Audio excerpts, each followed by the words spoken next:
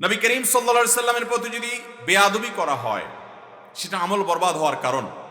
সূরা হুজুরাতের একবারে প্রথম কয়েকটা আয়াত যদি আপনি দেখেন, দেখবেন আল্লাহ রাব্বুল আলামিন পরিষ্কারভাবে সেখানে বলেছেন, লা তারফাউ আসওয়াতাকুম ফাওকা সাওতিন নবী, তোমরা নবী সাল্লাল্লাহু আলাইহি সাল্লামের কথার উপরে তোমাদের কথা বলো না, তার কথার উপরে কথা বলো না। এর দুটি ব্যাখ্যা।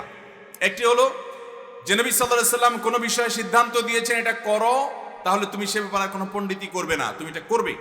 তিনি কোনো বিষয়ে সিদ্ধান্ত দিয়েছেন এটা করবে না, অতএব তুমি সেটার ব্যাপারে আর কোনো পণ্ডিতি করতে যাবে না, জাহির করতে যাবে না, ইমানদার হিসাবে আনুগত্য প্রকাশ করবে। তিনি যা করতে বলেছেন করবে, যা করতে নিষেধ করেছেন করবে না। এটাই হলো আল্লাহ রাব্বুল আলামিনের নির্দেশ, এটাই হলো রাসূল সাল্লাল্লাহু আলাইহি ওয়াসাল্লামের আনুগত্য। তার কথার উপরে কথা বলা মানে হলো তার আনুগত্য না করা। আমাদের সমাজে আজকাল অনেক মানুষ আপনারা দেখতে পাবেন আপনাদের আশেপাশে, যারা বলে আমরা কোরআন মানবো, কোরআনে আল্লাহ যা বলেছে সেটাই অনুসরণ করতে হবে, নবী সাল্লাল্লাহু আলাইহি ওয়াসাল্লামের হাদিস আমাদের মানার দরকার নেই, কারণ এই হাদিস 1400 বছর ধরে আমাদের কাছে এসেছে। এই হাদিসের সনদের মধ্যে নানান দিক আছে, এই হাদিসের সনদের মধ্যে সহিহ আছে, জয়ীফ আছে, মওযু আছে, বিভিন্ন বিষয় আছে, অতএব এগুলো আমরা নেব না, আমরা শুধু কোরআন মেনে চলবো। এরকম যদি কেউ বলে তাহলে মনে করতে হবে সে ইসলাম থেকে বিচ্যুত হয়ে গেছে। কারণ আপনি যদি কোরআন খোলেন আপনি অবাক হয়ে যাবেন, গোটা কোরআনে একটি জায়গায় আপনি দেখাতে পারবেন না শুধুমাত্র আল্লাহর আনুগত্যের কথা আল্লাহ বলেছেন। একটি জায়গা দেখাতে পারবেন না যেখানেই আল্লাহ বলেছেন আল্লাহর আনুগত্যের কথা, সেখানে আল্লাহ তাআলা পাশাপাশি আলাদা করে আবার রাসূলের আনুগত্যের কথাও বলেছেন। সূরা মায়েদার যে 33 নম্বর আয়াতটি আমি শুরুতে পাঠ করেছি, আপনি সেদিকে তাকান। আল্লাহ বলেছেন, ইয়া আইয়ুহাল্লাযীনা আমানু আতিউল্লাহ ওয়া আতিউর রাসূল। উলামা ইকরাম ভালো বুঝবেন, আল্লাহ তাআলা আতফ দিয়ে বলেন না ইয়া আইয়ুহাল্লাযীনা আমানু আতিউল্লাহ ওয়ার রাসূল, এখানে এভাবে বলেন নাই। এই জায়গায় আল্লাহ বলেছেন আলাদা করে আতিউল্লাহ ওয়া আতিউর রাসূল। কোরআনের মতো পাইকারি কথা বলার জায়গায় একটা শব্দ অতিরিক্ত ওয়েস্ট বলার কোনো সুযোগ নেই। ছোট্ট একটা গ্রন্থে কিয়ামত পর্যন্ত আগত মানবতার সকল সমস্যার সমাধানের গাইডলাইন যে বুকে দেওয়া আছে, সেই বুকে কোনো খুচরা কথা বলার টাইম নেই। স্বয়ং নামাজের ব্যাপারে বিশদ বিবরণ আল্লাহ তাআলা কোরআনে দেন নাই, কারণ বিশদ বিবরণের জন্য নবী সাল্লাল্লাহু আলাইহি ওয়াসাল্লামের হাদিস আছে। সংক্ষেপে ইনিশিয়ার শুধু বলে গেছেন, সেই কোরআনে এখানে আলাদা শব্দ ব্যবহার করে আল্লাহ বলছেন তোমরা আল্লাহর আনুগত্য করবে এবং রাসূলেরও আনুগত্য করবে। এবং আল্লাহ তাআলা আলাদা করে বুঝিয়ে দিয়েছেন যে যে ব্যক্তি রাসূলের আনুগত্য করবে, মাইয়্যিতি'আর রাসূল ফাকাদ আতা আল্লাহ, যে ব্যক্তি রাসূলের আনুগত্য করবে, রাসূলের হাদিসকে অনুসরণ করবে, সে প্রকারান্তরে আল্লাহরই আনুগত্য করবে। এত কিছুর পরও আমাদের কিছু ভাইরা তারা মনে করে যে হাদিস অনুসরণ করা যাবে না, শুধু কোরআন অনুসরণ করলেই চলবে। আপনি কোরআনের আয়াত যদি খোঁজেন, আমি তো শত শত আয়াত পেয়েছি, যেই শত শত আয়াত বলছে যে শুধুমাত্র আল্লাহর আনুগত্যের স্লোগান, রাসূলের হাদিসকে না মানার স্লোগান, এটা কখনো হেদায়েতের স্লোগান নয়, এটা গোমরাহির স্লোগান। আপনি কোরআন খুলেন দেখতে পাবেন আল্লাহ তাআলা বলছেন, হে রাসূল আপনার প্রতি কোরআন নাজিল করা হয়েছে। কেন কেন রাসূলের প্রতি কোরআন নাজিল হয়েছে? আল্লাহ তো জিবরিলকে দিয়ে কোরআন পাঠাতে পারতেন, এবং মক্কার মুশরিকদের চাওয়া এটাই ছিল, যারে মোহাম্মদ তো আমাদের সাথে এরকম ইয়ামশি ফিল আসওয়াক, রাস্তা যায়, বাজারে যায়, আমাদের সাথে চলাফেরা করে, আমাদের মতোই মানুষ, তার উপর আবার কিভাবে ওহী নাজিল হয়? তারা তো চাইছে অলৌকিকভাবে আসমান থেকে জিবরিল কোনো আল্লাহর কালাম গ্রন্থ নিয়ে এসে কাবার ছাদে টাদে দিয়ে যাবে, এরকমটাই ডিমান্ড ছিল তাদের। কিন্তু আল্লাহ বলছেন না, হে রাসূল আপনার প্রতি কোরআন নাজিল করা হয়েছে কেন? লিতুবাইয়িনা লিন-নাসি মা নুযিলা ইলাইহিম, যাতে করে আপনি এই কোরআনকে ব্যাখ্যা করে বিশ্লেষণ করে আপনার হাদিসের মাধ্যমে আপনি বুঝাই দিতে পারেন এই কোরআনটা হলো মূলপাঠ বা মতন, এর ব্যাখ্যা এবং সরা হলো নবী করিম সাল্লাল্লাহু আলাইহি ওয়াসাল্লামের হাদিস। স্বয়ং আল্লাহ তাকে দায়িত্ব দিয়েছেন লিতুবাইয়িনা লিন-নাসি মা নুযিলা ইলাইহিম, হে রাসূল এই কোরআন আপনার প্রতি নাজিল করা হয়েছে যাতে করে যা নাজিল করা হয়েছে এটাকে আপনি খুলে খুলে ব্যাখ্যা বিশ্লেষণ করে দিতে পারেন, এই জন্যই আপনাকে চুজ করা হয়েছে। শুধু আল্লাহ তাআলা আসমান থেকে কিতাব পাঠান নাই, আল্লাহ তাআলা কিতাব ব্যাখ্যা করার জন্য রাসূলও পাঠিয়েছে। অতএব যদি কেউ আল্লাহর কিতাবকে মানে, আল্লাহর রাসূলকে অস্বীকার করে, তাহলে একটা মানলো সে আরেকটা অস্বীকার করলো। সবচেয়ে বড় প্রশ্নের বিষয় হলো, আপনি যদি শুধু কোরআন মানতে চান, হাদিসকে না মানতে চান, আমার বিনীত জিজ্ঞাসা হলো আপনি কোরআন কোত্থেকে পেয়েছেন? রাসূল আকরাম সাল্লাল্লাহু আলাইহি ওয়াসাল্লাম কি আপনাকে হাতে হাতে এসে কোরআন দিয়ে গেছে? জিবরিল কি আপনার বাড়িতে এসে কোরআন রেখে গেছে? এই কোরআন যেই চেইন থেকে, যেই পাইপলাইন থেকে এসেছেন, যেই সনদ থেকে পেয়েছেন, সাহাবী, তাবিঈন, তাবে তাবিঈন থেকে নিয়ে, আইম্মে মুজতাহিদিন থেকে নিয়ে, উলামায়ে কেরামের মাধ্যম হয়ে যুগ যুগ ধরে শত শত বছর হয়ে যেই মাধ্যমে কোরআন এসেছে সেই একই মাধ্যমে হাদিসও, সেই একই মাধ্যমে পাওয়া কোরআনকে আপনি স্বীকার করবেন আর হাদিসকে অস্বীকার করবেন, এটা মূর্খতা ছাড়া আর কিছু হতে। মোহতারাম হাজরিন, হাদিস সংকলনের ইতিহাস ইসলামী ফাউন্ডেশন থেকে এ জাতীয় একাধিক বই প্রকাশ হয়েছে। আপনি যদি সেই বইগুলো পড়েন আপনার কাছে দিনের আলো মতো পরিষ্কার হয়ে যাবে। বিশেষ করে আমাদের জেনারেল শিক্ষিত ভাইরা এই ধরনের গোমরাহিতে পা দিয়ে ফেলেন তারা না বুঝার কারণে। আমি আপনাকে বিনীতভাবে অনুরোধ করব এই বিষয়ে সিদ্ধান্ত আপনি পড়ে নেন। আপনি অনুগ্রহ করে হাদিস সংকলনের ইতিহাস সম্পর্কে একটু জানার চেষ্টা করেন, আপনি অবাক হয়ে যাবেন। পৃথিবীর কোনো মানুষ, পৃথিবীর কোনো সমাজ কল্পনাও করতে পারবে না আল্লাহ রাব্বুল আলামিন কোরআনে কারীমে যে বলেছেন ইন্না নাহনু নাযালনা যিকরা ওয়া ইন্না লাহু লাহাফিজুন, আমি কোরআন নাজিল করেছি এবং এটাকে আমি হেফাজত করব। কোরআনের শুধুমাত্র মূল পাঠ হেফাজত করলে হেফাজত নয়, কোরআনে আল্লাহ তাআলা ইনিশিয়ার যে কথাগুলো বলেছেন এগুলোর ব্যাখ্যা কি, এগুলোর বিশ্লেষণ কি, এগুলোর মর্ম কি, এগুলোর অর্থ কি, সেটা সংরক্ষণ করাটাও কোরআনের সংরক্ষণের অংশ। অতএব আপনি যদি হাদিসকে অস্বীকার করেন তাহলে সেক্ষেত্রে কেমন যেন আল্লাহ তাআলা কোরআন সংরক্ষণ করেন নাই। এরপর দেখবেন কিছু মানুষ দেখবেন বিভিন্ন মুখরোচক নাম দিয়ে তারা বিভিন্ন রকমের গ্রুপ বানাইছে। এই লোকগুলো দেখবেন নামাজ পড়ে আপনার অনেকটা সেনাবাহিনীর ওই ট্রেনিং এর মতো করে, আছে না নাই?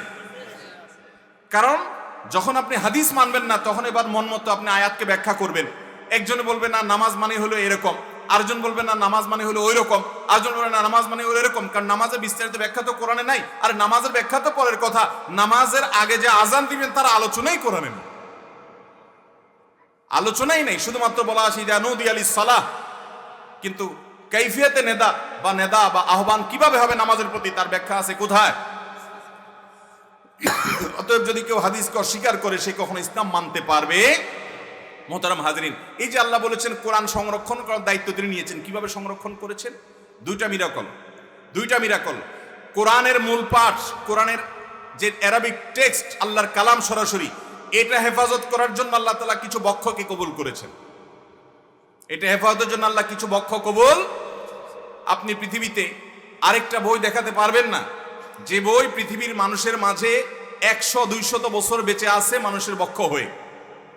পৃথিবীর সমস্ত লাইব্রেরি যদি ধ্বংস হয়, সকল কাগজ যদি পুরো ছাই হয়, সকল শিলালিপি যদি শেষ হয়ে যায়, আর মানুষ যদি পৃথিবীতে বেঁচে থাকে, টিকে থাকে, কোরআনের কোনো হারিয়ে যাওয়ার শঙ্কা নাই, অন্য সমস্ত গ্রন্থের হারিয়ে যাওয়ার শঙ্কা আছে। এই কোরআন, এটাকে পৃথিবীতে কেউই মুছে দিতে পারবে না। এই যে সুইডেনের পলিটিশিয়ানরা বিভিন্ন সময় মুসলমানদেরকে উস্কে দেয়, মুসলমানদেরকে অন্তরে আঘাত করে, আগুন জ্বালায়। কোরআনে তো আগুন জ্বালায় না, মুসলমানদের অন্তরে আগুন জ্বালায়। তারা জানে না এই আগুনগুলো জ্বালানোর মাধ্যমে তারা মুসলমানদের ইমানের শক্তি আরো বৃদ্ধি করে। এর কারণে মুসলমানদের ইমানের প্রতি, কোরআনের প্রতি তাদের ভালোবাসা কমে না, বরং আরো বাড়ে। মোহতারাম হাজরিন, এই কোরআন ফুৎকার দিয়ে উড়িয়ে দেওয়ার জিনিস না। কত মানুষ এটাকে ফুৎকার দিয়েছে, তারা উড়ে গেছে, তারা হারিয়ে গেছে, কোরআন টিকে আছে। কিয়ামত পর্যন্ত কোরআন টিকে থাকবে, তারা হেরে যাবে। আপনি দেখাতে পারবেন আজ থেকে 500 বছর আগে কোন শাসক পৃথিবীতে ছিল, 600-700 বছর আগে কোন রাজা পৃথিবীতে ছিল, কোন ক্ষমতাধর মানুষ পৃথিবীতে ছিল। আজ তার 14 গোষ্ঠীকে যদি গালিগালাজ করে যদি কেউ, হাজার হাজার লক্ষ লক্ষ মানুষের মধ্যে মনে একটু ব্যথাও হবে, এরকম একজন রাজা আপনি খুঁজে পাবেন না। যে 100 বছর, 200, 500, 300, 400 বছর আগে চলে গেছেন, এরকম কোন রাজা মহারাজা পৃথিবীর কোন শক্তিধর মানুষ দুনিয়া থেকে চলে গেছে, কিন্তু এখন তাকে কটু কথা বললে, মন্দ বললে মানুষ তার জন্য কান্নাকাটি করে, খারাপ লাগে, তার ভালোবাসায় তারা তাদের অন্তরটা পড়ে জ্বলে, এরকম কোন রাজা দেখাতে পারবেন? কিন্তু একজন রাজা আছেন, একজন মহারাজা আছেন, যিনি দুনিয়ার রাজাদের মতো রাজা নয়, যার কোনো কিছুই পৃথিবীতে, তার কোনো চেহারা ছবি পর্যন্ত পৃথিবীর মানুষের কাছে নাই, কিন্তু 1450 বছর হয়ে যাওয়ার পরও তাকে কেউ কটু কথা বললে কোটি কোটি মানুষের হৃদয়ে রক্তক্ষরণ হয়। এখান থেকে প্রমাণ হয় ইসলাম এটা ফু দিয়ে উড়িয়ে দেওয়ার জিনিস না। যারা এই চেষ্টা করে তারা বোকার স্বর্গে বাস করে, তারা উড়ে যাবে, ইসলাম উড়বে না। কোরআনে হাকিমে আল্লাহ রাব্বুল আলামিন বলেছেন আমি কোরআনকে হেফাজত করব। দেখুন, কোরআন হেফাজতের দুইটা লেয়ার আছে, কোরআন হেফাজতের দুইটা দিক আছে। একটা হলো কোরআনের মূল পাঠ হেফাজত, এটার জন্য আল্লাহ তাআলা কিছু বক্ষ, কিছু বুক, কিছু সিনা, কিছু হাফেজকে আল্লাহ তাআলা কবুল করেছেন, তাদের বক্ষের মাধ্যমে কোরআন টিকে আছে। কোরআন শুধুমাত্র বক্ষ নির্ভর, কোনো কাগজ নির্ভর নয়, কোনো প্রিন্ট নির্ভর নয়, কোনো শিলালিপি নির্ভর নয়, কোনো পাথরের লেখা নির্ভর নয়। এরকম আরেকটা গ্রন্থ পৃথিবীতে দেখানো যাবে 1450 বছর বড় প্রাসঙ্গিক, শুধু প্রাসঙ্গিক নয় মহাপ্রাসঙ্গিক, এরকম আরেকটা গ্রন্থ আপনি দেখাতে পারবেন 1450 বছর পরও যেই ঘরে একবার নয় 10 বার 15 বার 20 বার যাওয়ার পরও যে বাইতুল্লাহ আবারও যাওয়ার জন্য মানুষের মন অস্থির হয়ে থাকে, সেই বাইতুল্লাহর মতো আরেকটা পৃথিবীর ইতিহাসের পুরা কীর্তির কথা বলতে পারবেন? পৃথিবীর যত আশ্চর্যজনক ভবন আছে, নির্মাণ আছে, এই সমস্ত জায়গাগুলোতে মানুষ একবারে বেশি দুইবার গেলে তৃতীয়বার যেতে ইচ্ছা করে না, কারণ সে দেখেছে।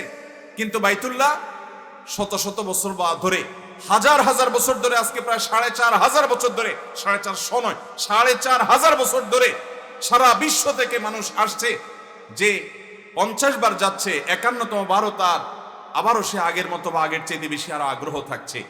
এটা মিরাকল, এটা আশ্চর্য, এটা অত্যাশ্চর্য, এটা স্বাভাবিক কোনো বিষয় নয়। এটা শুধুমাত্র এই জন্যই হচ্ছে যে আল্লাহ রাব্বুল আলামিন ইব্রাহিম আলাইহিস সালামের দোয়া কবুল করেছেন। তিনি বলেছেন, আল্লাহ এই ঘরের দিকে মানুষের অন্তরকে আপনি এমন ভাবে আকৃষ্ট করে দেন যে মানুষ এখানে আসতে থাকে, বারবার যাতে মানুষ এখানে আসতে থাকে, সেই দোয়া আল্লাহ তাআলা কবুল করেছেন।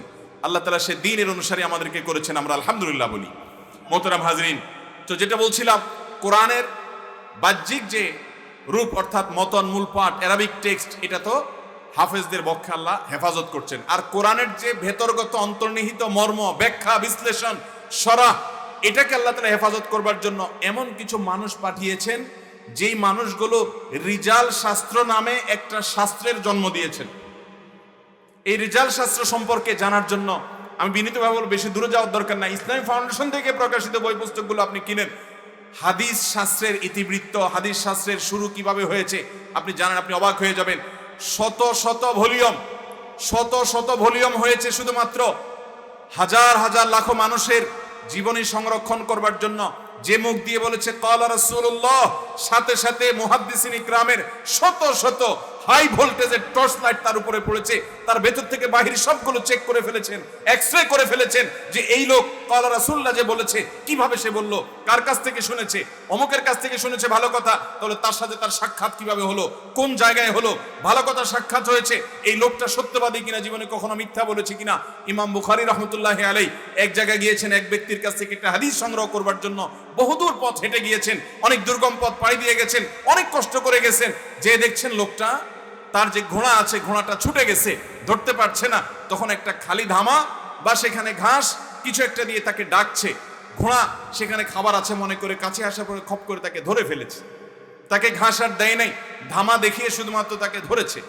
ইমাম বুখারী রাহমাতুল্লাহি আলাইহি এই দৃশ্যটা দূর থেকে শুধুমাত্র দেখেছেন। এরপরে সেখান থেকে তিনি প্রস্থান করছেন, চলে যাচ্ছেন। যে লোকের কাছ থেকে হাদিস সংগ্রহ করতে এসেছেন তিনি ডেকে বলছেন, তুমি না অনেক দূর থেকে আমার কাছ থেকে নবীজির একটা হাদিস আছে সেটা শোনার জন্য এসেছো, তুমি হাদিসটা শুনে যাবে না? তিনি বলেছেন, দুঃখিত, আপনার কাছ থেকে হাদিসটা আমি শুনতে চাই না, কারণ আপনি আমার সামনে একটা অবলা ঘোড়াকে প্রতারণা করেছেন, ধোঁকা দিয়েছেন। আপনি রাসূলের হাদিসের ব্যাপারে যে আমাকে ধোঁকা দিবেন না, তার গ্যারান্টি কি? আমি রাসূলের হাদিস নেওয়ার ক্ষেত্রে এত অসতর্ক নই। আমরা কোন জায়গা থেকে হাদিস নিতে হয় তার আদ্যপান্ত চেক করে, যাচাই করে, শত ভোল্টেজের, হাজারো ভলিউমের ভোল্টেজের বহু টর্চলাইট দিয়ে সমস্ত মুহাদ্দিসরা তার আদ্যপান্ত চেক করার পর, তার লাইফ হিস্ট্রি চেক করার পর, এই লোকটা যদি কখনো রাস্তায় দাঁড়িয়ে পেশাব করে, এই লোকটা যদি কখনো রাস্তায় দাঁড়িয়ে বুট বাদাম খায়, এই লোকটা যদি কখনো ইচ্ছাকৃত বা দুষ্টামি করে মিথ্যা কথা বলে, তার লাইফ হিস্ট্রিতে সেটা মুহাদ্দিসরা লিখে রেখেছেন, তার আদ্যপান্ত সব লিখে রেখেছেন। অনলাইনের এই যুগে, ট্র্যাকিং করার এই যুগে, পেগাসাসের এই যুগে, নানান অ্যাপসের মাধ্যমে মানুষকে ট্র্যাক করার সুযোগের এই যুগে, মানুষকে ট্র্যাক করা অনেক সোজা, কিন্তু সেই যুগে এগুলোর কিচ্ছু ছিল না, কোনো টেকনোলজি ছিল না। কিন্তু একজন ব্যক্তি যদি বলেছে ক্বালা রাসূলুল্লাহ, তার 14 গোষ্ঠীর ইতিহাস এমন ভাবে সংরক্ষণ করেছেন। আপনি ইবনে হাজার আসকালানি রাহমাতুল্লাহি আলাইহি, হাফেজ যাহাবী রাহমাতুল্লাহি আলাইহি, বড় বড় হাদিস বিশারদ, বড় বড় হাদিস বেত্তা, বড় বড় মুহাদ্দিস, রিজাল শাস্ত্রের পণ্ডিতদের যে সমস্ত বইগুলো আছে, আজও বিভিন্ন বড় বড় মাদ্রাসায় পাবেন। 20 ভলিউম, 30 ভলিউম, 40 ভলিউম, 50 ভলিউম, এরকম বড় বড় ভলিউমের কিতাবগুলো যদি আপনি খোলেন, একটু দেখেন, আপনি অবাক হয়ে যাবেন কিভাবে নবী করিম সাল্লাল্লাহু আলাইহি ওয়াসাল্লামের হাদিস সংরক্ষিত আছে। অতএব নবী করিম সাল্লাল্লাহু আলাইহি ওয়াসাল্লামের হাদিসের ব্যাপারে যারা সংশয় করেন, যারা সন্দেহ করেন, তারা বোকার স্বর্গে বাস করছেন। তারা জানেন না মুহাদ্দিসরা এই হাদিসগুলোকে কিভাবে সংরক্ষণ করেছে। একটা হাদিসকে যঈফ বলে দিয়েছেন, মুখ দিয়ে আসলার বলে দিল, এত সহজ নয়। আমরা শুধুমাত্র তাদের বলা দঈফটাকে বর্ণনা করি, তাদের বলা, তাদের কমেন্ট করা সহিটাকে আমরা শুধু শুনাই। এগুলোকে অ্যানালাইসিস তারা করেছেন, সেই অ্যানালাইসিস করার মতো সেরকম দক্ষতা, যোগ্যতা, স্মৃতিশক্তি, এটা রীতিমতো মিরাকল। এটা পৃথিবীর বর্তমান পৃথিবীতে কোনো মানুষ দ্বারা সচরাচর সম্ভব। ইমাম আহমদ ইবনে হাম্বল রহমতুল্লাহি আলাইহি শুধুমাত্র যে পরিমাণ জাল হাদিস মুখস্থ ছিল তার, আজকের এই যুগে শত শত হাদিস বুখারী পড়ানেওয়ালা উস্তাদ, বুখারীর উস্তাদ আর শাইখুল হাদিস একসাথে করলে ওই সংখ্যক সহিহ হাদিস মুখস্থ করতে পারবে না।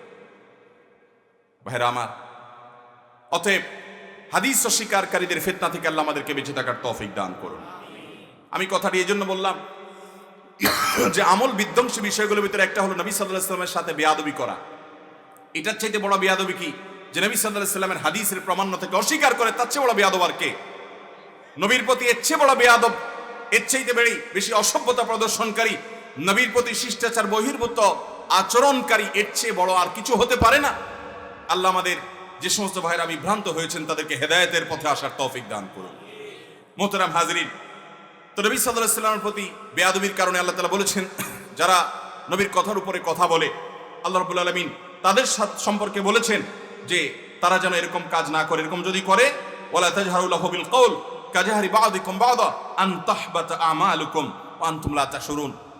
তোমাদের আমল সমূহ বরবাদ হয়ে যাবে, তোমরা টেরও পাবে না যদি নবীর সামনে তোমরা বেয়াদবি করো, নবীর সামনে উচ্চবাচ্য করো। এই আদব, এই শিষ্টাচার আমরা আমাদের গুরুজন যারা আছেন, মুরব্বীরা যা আছেন, তাদের প্রতি আমাদের প্রদর্শন করতে হবে। ইসলামের শিক্ষা এটা। আপনার বাবা, আপনার উস্তাজ, আপনার বয়সে বড়, সে সমস্ত মানুষদের সামনে আপনি উচ্চস্বরে কথা বলবেন না, নিম্নস্বরে কথা বলবেন। আমি প্রায় বলি, আমাদের এই বাংলাদেশে একটা অন্যতম সৌন্দর্য ছিল, আমাদের সামাজিক সৌন্দর্য ছিল ম্যানার্স। আমাদের তরুণরা, আমরা আমাদের ছেলেবেলা দেখেছি, যারা আমাদের চাইতে বয়সে অনেক বড় তারা আরো বেশি দেখেছেন, যে তরুণরা মুরব্বীদেরকে অনেক শ্রদ্ধা করত। এখন আমরা যে প্রজন্ম দেখতে পাচ্ছি, প্রজন্ম আদব লেহাজ বলতে কোনো কিছু যে তারা শিখছে এরকমটি বোঝার কোনো উপায় নেই তাদেরকে দেখলে। আমরা দেখেছি বাসে কোনো মুরব্বী উঠেছেন, বহু যুবক দাঁড়িয়ে বলেছেন, বাবাজি, চাচাজি আপনি বসেন। এখন সেটা কল্পনা করা যায়? পারলে মুরব্বীর ঘাড়ে চড়ে বসে। আমরা দেখেছি বাইসাইকেল চালিয়ে যাচ্ছে যুবক, বাবার বয়সী কোনো মানুষকে দেখেছেন, বা নিজের কোনো শিক্ষককে দেখেছেন, বা নিজের কোনো মুরব্বীকে দেখেছেন, আত্মীয় স্বজন সিনিয়র কাউকে দেখেছেন, বড় ভাইকে দেখেছেন, সাইকেল থেকে নেমে গিয়ে শ্রদ্ধা নিবেদন করছেন, সালাম নিবেদন করছেন। আছে এখন এগুলো? ইসলাম আমাদেরকে সেই শিষ্টাচার শিখিয়েছে। শিষ্টাচার ছাড়া কোনো মানুষ ভালো মুসলমান হতে পারে? শিষ্টাচার এবং নেক আখলাক এবং উত্তম আচরণ, এটা বান্দার মিজানের পাল্লা সবচেয়ে বেশি ভারী হবে, ওয়েটফুল হবে। আল্লাহ আমাদেরকে সেটা করার তৌফিক দান করুন। তাহলে নবী করিম সাল্লাল্লাহু আলাইহি ওয়াসাল্লামের হাদিস শোনার পর কোনো পণ্ডিতই চলবে না। তার হাদিসকে আনুগত্য করা এবং স্বীকার করা, এই গুণ আমাদের থাকতে হবে। সেই সাথে মুরব্বীদের সামনে উচ্চবাচ্য আমরা করব না, কারণ এটি আমল বরবাদ হওয়ার মতো বিষয়। পঞ্চমত যে বিষয়টির কথা বলতে চাই সেটি হলো আসরের সালাত ত্যাগ করা। এ বিষয়ে বুখারীর হাদিসে আসছে, নবী করিম সাল্লাল্লাহু আলাইহি ওয়াসাল্লাম বলেছেন, যে ব্যক্তি আসরের সালাত ত্যাগ করে, মান তারাকা সালাতাল আসরি ফাকাদ হাবিতা আমালুহু, যে ব্যক্তি আসরের নামাজ পড়ে না তার আমল বরবাদ হয়ে যায়। পাঁচ ওয়াক্ত নামাজের ভিতরে অনেক মুফাসসির হাদিস বিশ্লেষকদের মতে সবচেয়ে গুরুত্বপূর্ণ নামাজ হলো আসরের নামাজ। আল্লাহ তাআলা আমাদেরকে জামাতের সাথে নামাজ আদায় করার তৌফিক দান করুন। এবং 6 নম্বর এবং সর্বশেষ পয়েন্ট হলো, যদি কেউ আল্লাহ রাব্বুল আলামিনের ফয়সালাকে নিজের হাতে তুলে নেয়, তাহলে এই ব্যক্তি তার আমলগুলো বরবাদ হয়ে যায়। নবী করিম সাল্লাল্লাহু আলাইহি ওয়াসাল্লামের একটা বিখ্যাত হাদিস আছে এক্ষেত্রে, যে পূর্বেকার কোনো এক সময় কোনো এক মানুষ, সে কোনো এক মানুষের মৃত্যুর পর বলেছে বা কোনো এক মানুষ সম্পর্কে মন্তব্য করেছে যে আল্লাহ এই লোকটাকে মাফ করবে না, অসম্ভব, এই লোক ক্ষমা পাবে না। আল্লাহ রাব্বুল আলামিন এই কথাটি পছন্দ করেননি। আল্লাহ তাআলা ওই লোক যাকে ক্ষমা করা হবে না বলে আরেক লোক দম্ভ করেছিল, আল্লাহ তাআলা ওই লোকটাকে মাফ করে দিয়ে ওই দাম্ভিককে বলেছে তোমাকে ক্ষমা করলাম না, তাকে জাহান্নামে আল্লাহ তাআলা ফয়সালা করেছে। আমাদের এই যুগে দেখবেন ফেসবুকে বিশেষ করে আমাদের তরুণদের মধ্যে একটা প্রবণতা আছে, কোনো একটা মানুষ হয়তো তার কোনো একটা জীবনের কোনো একটা দিক খারাপ ছিল, ধরুন কোনো একটা গুনাহে তিনি লিপ্ত ছিলেন, আল্লাহ তাআলা চাইলে তার গুনাহটা মাফ করতে পারেন কি পারেন না। কিন্তু দেখবেন অনেকে এই লোকটার মৃত্যু হলে তার মৃত্যুর সংবাদের নিচে গিয়ে কমেন্ট করে যে ফি নারে জাহান্নামা খালিদিনা, আছে না নাই? এটা তো আপনাকে আল্লাহ তাআলা দায়িত্ব দেন নাই কোনো ব্যক্তিকে নির্দিষ্ট করে জাহান্নামের পরোয়ানা আর ঘোষণা শোনানোর জন্য, জারি করার জন্য আল্লাহ আপনাকে জিম্মাদারি দেন নাই। আল্লাহর প্রতি যারা অবিশ্বাস করে দুনিয়া থেকে যারা যাবে তারা জাহান্নামে থাকবে চিরকাল, সেটা আল্লাহ বলেছেন, এটা আম কথা। কিন্তু কোনো ব্যক্তিকে আলাদা করে করে, বিশেষ করে যখন কোনো মুসলমান মারা যাবে, সেই মুসলমানের কোনো ভুল থাকতে পারে, ত্রুটি থাকতে পারে, কিন্তু আপনি তাকে জাহান্নামে পাঠিয়ে দিচ্ছেন। এরকম দম্ভ আল্লাহর উপরে এরকম যদি কোনো আপনার পণ্ডিতি জাহির করতে যায় কেউ, তো এটি তার আমলকে বরবাদ করে দেওয়ার কারণ হতে পারে। কারণ এই হাদিস থেকে আমরা জানলাম যে এক ব্যক্তি এরকম কারোর ব্যাপারে বলেছে আল্লাহ একে মাফ করবে না, এ তো জাহান্নামে নিশ্চিত যাবে। আল্লাহ রাব্বুল আলামিন যার ব্যাপারে মন্তব্য করেছে আল্লাহ রাব্বুল আলামিন তাকে ক্ষমা করে, যে ব্যক্তি এটা বলেছে আল্লাহ তার আমলগুলো সবগুলো ডিলিট করে দিয়ে তাকে জাহান্নামে ফেলে দিয়েছে। এই জন্য ভাইরা, আমরা এই ধরনের দুঃসাহস দেখাতে যাব না, এই ধরনের দম্ভ করতে যাব না। বিশেষ করে আজকাল ভিন্ন মতের মুসলমান হলে দেখা যায় এক দলের এক গ্রুপের মুসলমান অন্য গ্রুপের মুসলমানদের বিরুদ্ধে আমরা এমনভাবে ফতোয়া দেই পারলে জাহান্নামের ভিতরে ঢুকে দিয়ে আসি। ডক্টর খন্দকার আব্দুল্লাহ জাহাঙ্গীর রহমাল্লাহ বলতেন যে জান্নাত আর জাহান্নামের দায়িত্ব যদি আল্লাহ তাআলা বাংলাদেশে মানুষের হাতে দিতেন, তাহলে জান্নাত খালি থাকতো, জাহান্নাম পরিপূর্ণ হয়ে যেত। কারণ কারণ এক দলের মতে অন্য দল জাহান্নামী, আবার ওই দলের মতো প্রথম দল জাহান্নামী। অতএব সবাই জাহান্নামী হওয়ার ব্যাপারে সবাই একমত, বিদায় কেউ জান্নাত পেত না। আল্লাহ রাব্বুল আলামিন আমাদেরকে বিনয়ী হওয়ার তৌফিক দান করুন। ভাইরা আমার, সোশ্যাল মিডিয়াতে অনেকে আমরা ইসলাম প্রচারের কাজ করি, কিছু কোরআন হাদিসের আয়াত টেক্সট আমরা কপি পেস্ট করি, কিছু ভিডিও ফুটেজ আমরা পোস্ট করি, ইত্যাদি ইত্যাদি করি। কোনো হুজুরের ভক্ত, কোনো হুজুরের পিছনে আসেন, কোনো হুজুরকে অনুসরণ করেন, হতেই পারে কোনো আলেমকে আপনার ভালো লাগে, আপনি তাকে অনুসরণ করেন, কিন্তু তার অনুসরণ যেন অন্যদের বিরুদ্ধে আপনাকে বিষোদ্গার করে করতে উৎসাহিত না করে। আপনাকে যদি অন্যান্য আলেমদের চরিত্র হানি করার, মর্যাদা নষ্ট করার প্রবণতা আপনার মধ্যে যদি আসে, তাহলে আপনার ইসলামের শিক্ষক পরিবর্তন করা জরুরি। তার মানে আপনি যার কাছ থেকে দিন শিখছেন তিনি আপনাকে প্রপার দিন শিখাচ্ছেন না, আপনাকে উগ্র করছেন, আপনাকে বেয়াদব করছেন, আপনাকে অসহিষ্ণু করছেন, আপনাকে বদাখলাক করছেন। এটা ইসলাম না। আল্লাহ রাব্বুল আলামিন আমাদেরকে বুঝার তৌফিক দান করুন। চতুর্দিকে আজ ইসলামের শত্রুরা সব ঐক্যবদ্ধ, শুধুমাত্র আমরা শত শত ভাগে বিভক্ত। আমাদের কলিজাগুলো বড় সংকীর্ণ, বড় ছোট। আসুন সকল ভেদাভেদ আমরা ভুলে যাই। যত মত পার্থক্যই থাকুক না কেন, মূল বিষয়ে কোনো মত পার্থক্য নাই ভাই। আমাদের সবার আল্লাহ এক, ঠিক না বলেন? ইসলামের মধ্যে এমন কোন দল বা গ্রুপ দেখাতে পারবেন বাংলাদেশের প্রেক্ষাপটে যারা বলে না তো কেউ ছয়ক্তর কথা বলে? আমাদের সবার কোরআন এক, আমাদের সবার হাদিসও এক, মৌলিক সব বিষয়ের ক্ষেত্রে আমরা এক। অতএব শাখাগত বিষয়ে মত পার্থক্য থাকবে, সেটাই স্বাভাবিক। মত পার্থক্য না থাকাটা বরং আশ্চর্য। সাহাবীদের ভিতরে মত পার্থক্য ছিল না? বহু মত পার্থক্য ছিল। আমলের ক্ষেত্রে মত পার্থক্য ছিল। একই মসজিদে বিভিন্ন পদ্ধতিতে নামাজের আমল সাহাবীদের মধ্যে ছিল। মুআবিয়া রাদিয়াল্লাহু তাআলা আনহু বিতরের নামাজ পড়ে বের হচ্ছেন, বুখারীর হাদিস। আব্দুল্লাহ ইবনে আব্বাস রাদিয়াল্লাহু তাআলাকে একজন বলছেন যে আপনি তো এই পদ্ধতির বিতিরকে, আপনি তো বিতরের এশার পরপর সরাসরি বিতির পড়া, সুন্নাত না পড়ে এক রাকাত বিতির পড়া, আপনি তো এটা কায়েল না, এই যে লোকটা করছেন, উনি করছেন। আব্দুল্লাহ ইবনে আব্বাস রাদিয়াল্লাহু তাআলা বলছেন দাহু ইন্নাহু ফাকিহ, তাকে তারটা করতে দাও, তিনি একজন ফকিহ। কলিজার উদারতা দেখছেন? আর আমরা এইসব বিষয় তো অনেক পরের কথা। একই মাসলাক, একই মাসহাব, একই মানহাজ, সবকিছু এক। এরপর আমাদের ভিতরে খোঁচাখুচি করা, পিছনে লাগালাগি করা, শত্রুতা করা, এটার জন্য আমাদের নেচার হয়ে গেছে, রক্তের সাথে মিশে গেছে। ভাইরা আমার, আমরা যারা সাধারণ শিক্ষিত, আমরা যারা জেনারেল শিক্ষিত মানুষ, ওলামাদের মহব্বত করব, কোরআন হাদিসকে অনুসরণ করব, কিন্তু আমরা কারোর পেছনে লাগালাগি করব।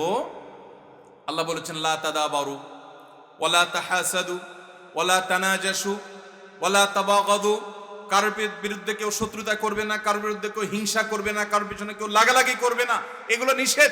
অথচ ইসলামের নামে এই লাগালাগি করাটাকে আমরা জায়েজ বানাই নিছি। একজন আরেকজনের বিরুদ্ধে, একদল আরেক দলের বিরুদ্ধে লাগালাগি আছে না নাই? খোঁচাখুচি আছে না নাই? আল্লাহ বলেছেন ওয়ালা তাজাসসু, আমরা একজন আরেক হুজুরের ওয়াজ শুনি দোষ বাইর করার জন্য, যে কি ভুল বলছে দেখি বাইর করা যায় কিনা।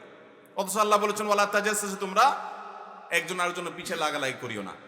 তো সর্বস্তরের মানুষকে আমাদেরকে এই বিষয়গুলো মেনে চলতে হবে। আল্লাহ আমাদের সবাইকে মেনে চলার তৌফিক দান করুন। আমরা আবার এক নজরে বলে দিচ্ছি 6টি বিষয় কোরআন এবং হাদিসের আলোকে, যে 6টি বিষয় আমাদের সমস্ত নেক আমলগুলোকে বরবাদ করে দিতে পারে। প্রথম হলো শিরক এবং কুফর, দ্বিতীয় হলো রিয়া এবং লৌকিকতা, মানুষ দেখানো, মানুষ শোনানো, মন মানসিকতা নিয়ে কোনো কাজ করা, আমল করা। তৃতীয় হলো হিংসা বিদ্বেষ। চতুর্থ হলো নবী সাল্লাল্লাহু আলাইহি ওয়াসাল্লামের শানে আদবের খেলাফ হয় এরকম কোনো কাজ। পঞ্চম হলো আসরের সালাত ত্যাগ করা বা অবহেলা করা। আর 6 নম্বর হলো কোনো মানুষ সম্পর্কে দম্ভক্তি করা, কোনো মানুষকে জাহান্নামে পাঠিয়ে দেওয়ার মতো এই ধরনের অহংকারমূলক কাজ করা, এরকম দায়িত্ব জ্ঞানহীন কাজ করা, এগুলো আমলকে বরবাদ করে দিতে পারে। আল্লাহ রাব্বুল আলামিন আমাদের সবাইকে আমল বিধ্বংসী এই 6টি বিষয় থেকে বেঁচে থাকার তৌফিক দান করুন। জাযাকুমুল্লাহু খায়রা ওয়া আখিরু দাওয়ানা আনিল হামদুলিল্লাহি রাব্বিল আলামিন। দাঁড়ান, প্রশ্ন উত্তর দেব তো।